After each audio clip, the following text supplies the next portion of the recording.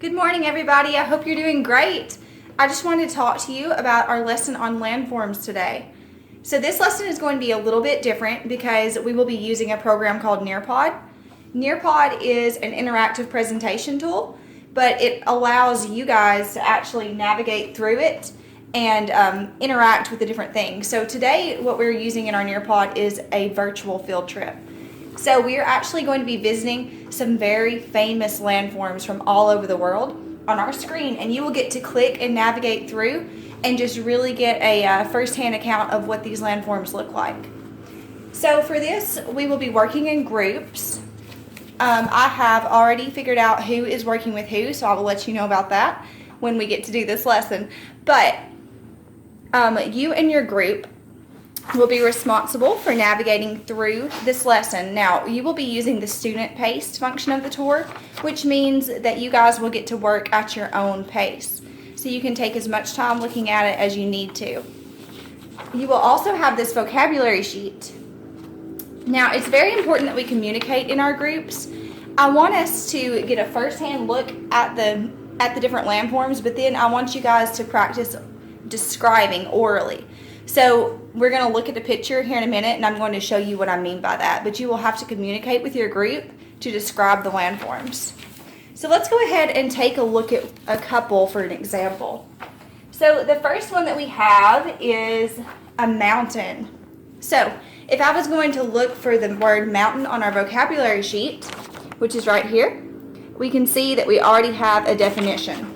A mountain is a place on the Earth's surface that is much higher than the land around it.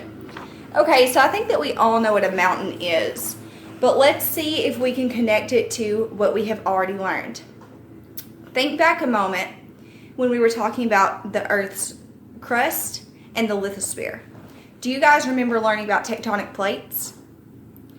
We discussed how tectonic plates can move and cause some natural disasters like tsunamis, volcanoes, and earthquakes.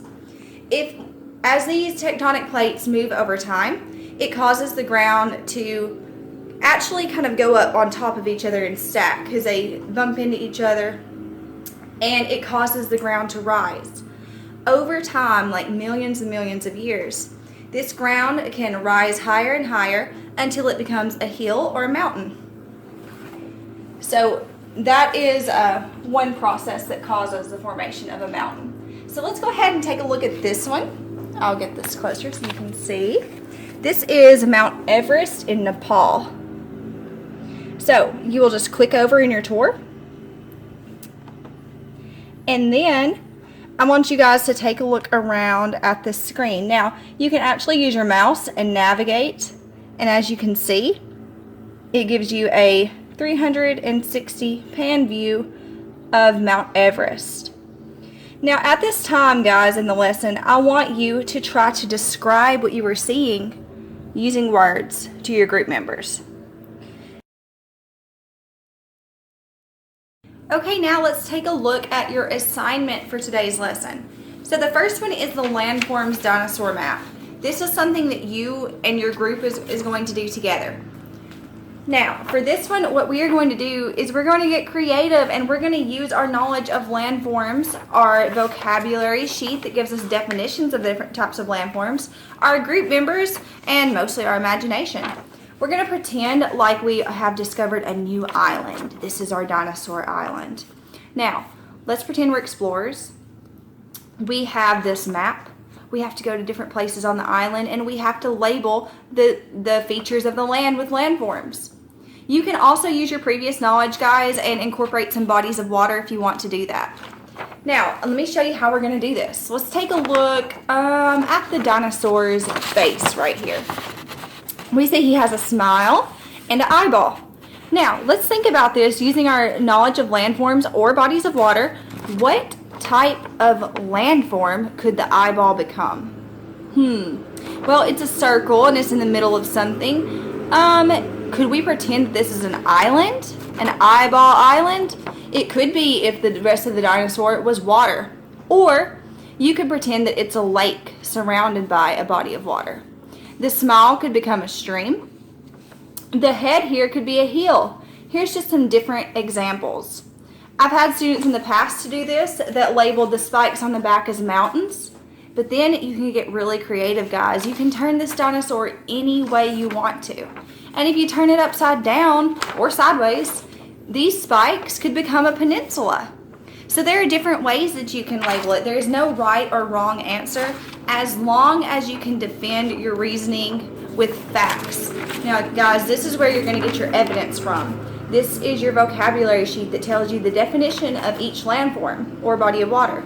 So make sure that you can back it up with your facts. Now, I am looking for at least 5 landforms or bodies of water on here.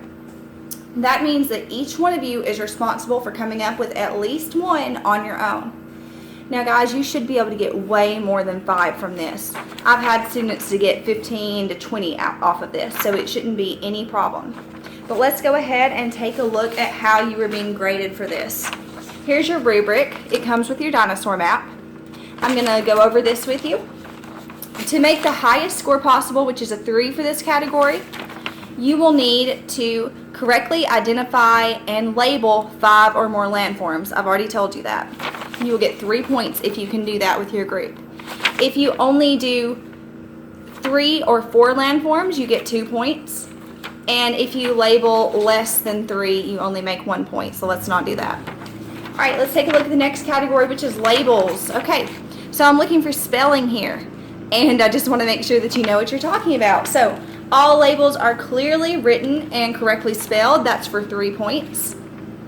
All labels are written with 1 to 2 errors in spelling. 2 points. Now, guys, there should not be any issues with spelling because guess what? You have a vocabulary sheet and you have a Nearpod that tells you exactly how to spell each landform or body of water. So nobody should make that mistake. 1 point if you do not write your labels at all or there are 3 or more errors in spelling. So make sure you check that. And participation, guys. I'm going to ask your group members, did you participate throughout this entire thing? If they said you did and you were an active participator, so that means you were listening and you were expressing your ideas and putting some work into it, you get 3 points. You get 2 points if they say you helped some of the time, but not all of the time. And you get 1 point if they say you failed to participate in group work. So everybody do your best on this. I believe in you. I know you can do it. And then finally, on your own for today's exit ticket, we're doing a think sheet. This think sheet just has some simple questions. You will use your vocabulary sheet or the Nearpod to answer these. I'm going to quickly go through these with you. Number 1 is a fill in the blank. It says a blank is a feature on Earth's blank. So you can use your Nearpod, you can use your think sheet to find that answer. You will be able to find it. Number 2 says name 3 examples of a landform. Now, did it say body of water? No, it said landforms, so make sure it's something from today's lesson, 3 of them. Number 3 says explain the difference in a butte and a plateau. So I'm looking for, in words, at least a whole sentence, I want you to explain the physical differences in their appearance or how they're made. Okay? Number 4 is a 2-part question. The first part is, how would you describe a canyon to someone who has never seen one before? So guys, just like you were describing to your group members what you were seeing on your Nearpod, you will be writing a description of what a canyon looks like. The second part of number 4 is what weathering process could cause the formation of a canyon. So just your best guess here, well, your best educated guess here, using what you know about erosion and weathering. Number 5, Florida is surrounded by water on 3 sides, so it is a blank. Now, if you pay attention during your Nearpod tour, you should be able to answer that one with no problem. And what might become if there was a major flood? So if it's surrounded by water on 3 sides, imagine there was a flood, what could Florida become? I will take a variety of answers here as long as you can defend it. And number 6, illustrate a scene with at least 3 landforms. Label each landform. So you can get some ideas from your dinosaur map, or you can come up with something all on your own. You guys get to be creative.